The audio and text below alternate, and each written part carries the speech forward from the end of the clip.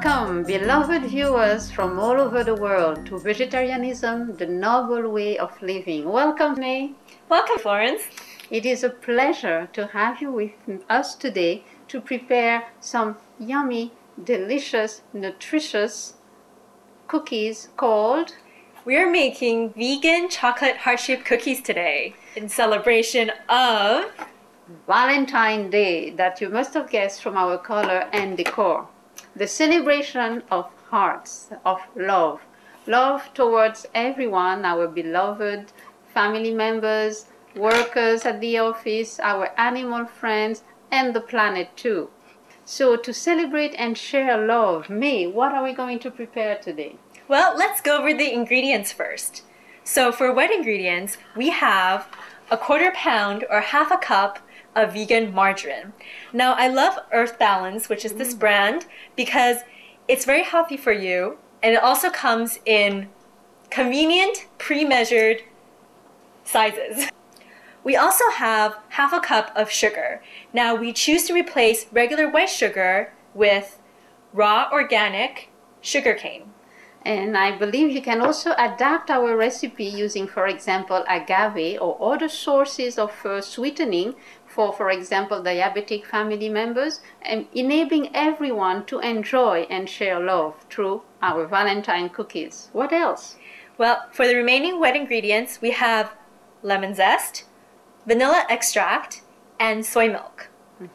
And for the dry ingredients, we have 1/4 cups of flour. Now you can use white flour or whole wheat flour or a combination of the both to your liking. We also have salt, baking powder, and cocoa. Chocolate that I encourage you to find in the purest and darkest form because it is the most potent in iron, magnesium, potassium, among other things, the healthiest one. So you have then grated that, and we are going to prepare for you something we want to share, our love through cookies. Let's get baking! We have these ingredients to bake 12 yummy cookies. Can you show us how to do it? Yes, I can. But first, we need to make sure that our oven is preheated to 350 degrees. So first, we start off with the wet ingredients. We want to take our vegan margarine and put it into a large mixing bowl. Now, it's important to note that you want the margarine sitting at room temperature so that this will be easier on the blender. So using an electric hand mixer, we want to turn the setting up to medium to cream the margarine. Now, if you have any kids helping you out, they might need your help with this part. So on goes the mixer.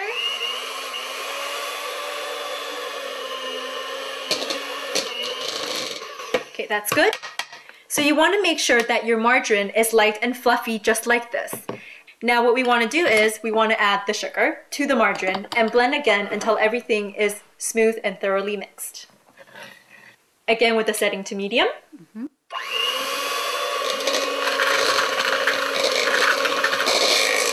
Delicious okay, already. Now we just add the remaining of the wet ingredients, which is the soy milk, the vanilla, and the lemon zest. Very fragrant. Yes. Okay, we blend again.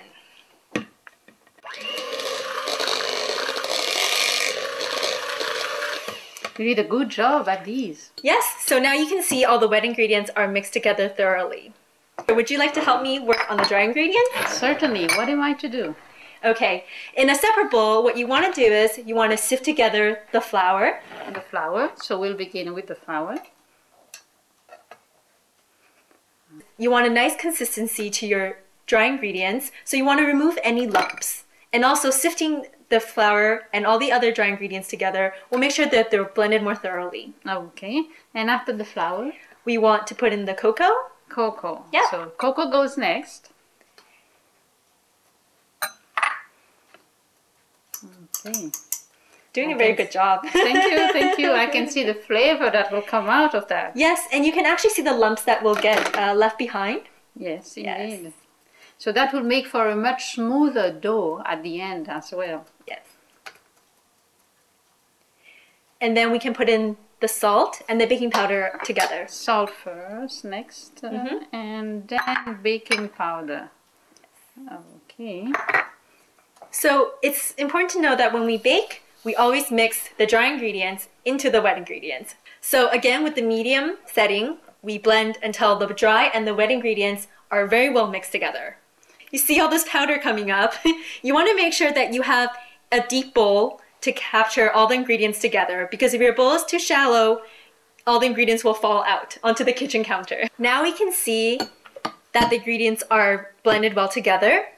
And the way you test is by picking up and seeing if they'll stick together just slightly, just like this. And if they do, you'll know that you have the right proportion and that the dough is ready to be kneaded into a ball. So we are basically ready for the next step, which is rolling it out so it will turn into a base for great cookies. We'll be right back.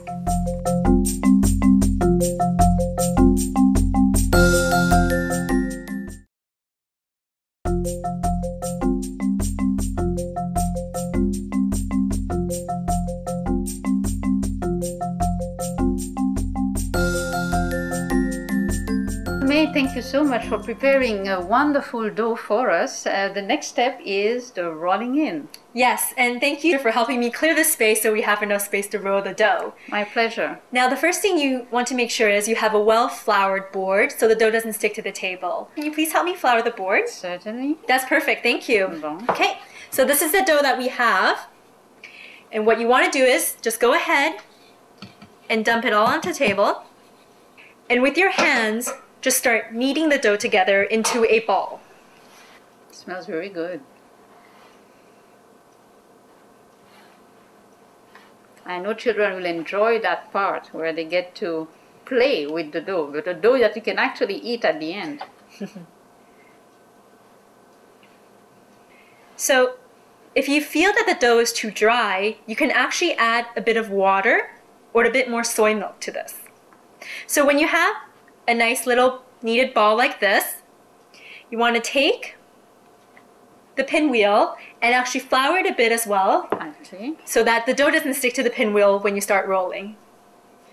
So take your pinwheel, just apply even pressure to both hands.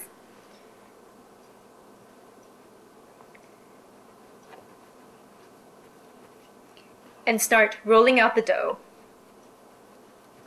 It might be easier if you use your hands to flatten the dough first. Makes it easier on the pinwheel. So we're aiming for about ½ an inch of thickness here. I like to roll lengthwise and out towards the sides. Okay.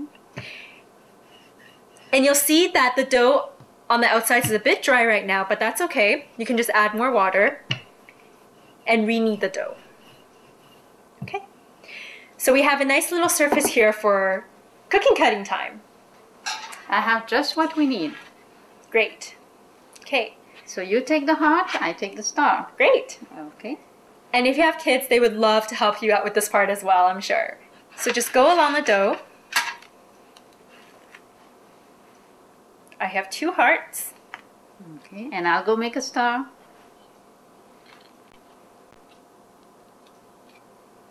Great. So what we want to do now is we want to transfer the cookies to the baking sheet. And you do so by removing the excess dough from the cutout shapes, like so. Yes. Just be careful on the edges. Even if the shapes aren't perfect, the cookies will still taste very good. They will disappear in no time, in happy stomachs. Okay, great. So now we want to transfer the dough to the cooking sheet. You didn't need to flour or butter the cookie sheet because the cookies should come right off. Okay.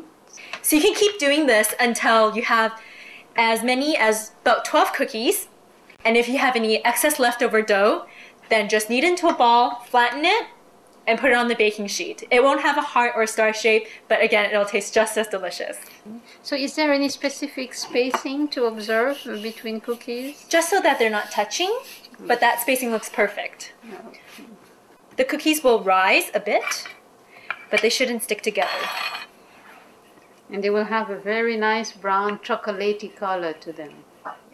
What we have prepared has caused no suffering. There is no animal products whatsoever. We enjoy it even more. Try it at home. Voila. Just a full plate. Almost. I think 2 more. 2 more. And then we're good we to have go. A baker's dozen. But I know they'll be coming back for more. So you can actually multiply the contents, the ingredients, if you want to produce more than a dozen. Yes, that's right.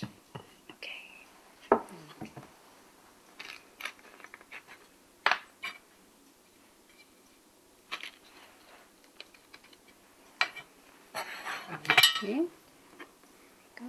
1 heart, and this one I will dedicate it to Bernie, my little animal friend, and this one is for another very special friend in my heart, and that's Pepin, a bird, my animal friend. And even though I will eat it on his behalf, but my thought and my love are there for him. Wonderful. So that we have everyone on our list included, sharing Valentine love. So now we have excess dough, which we can just flatten into round cookies. Oh, I see. So here's one. You see, these cookies will turn out lovely. Yeah. Oh, here. There is room for just that one more. One Perfect. More. Perfect. Because we need to give them room to grow. Yes. Voila. We have a full tray of cookies, and they're ready to get baked and go into the oven. Thank you so much for your talent and for your love in preparing these. Yeah. We'll be right back after making sure that we have not forgotten anyone on our list of love sharing.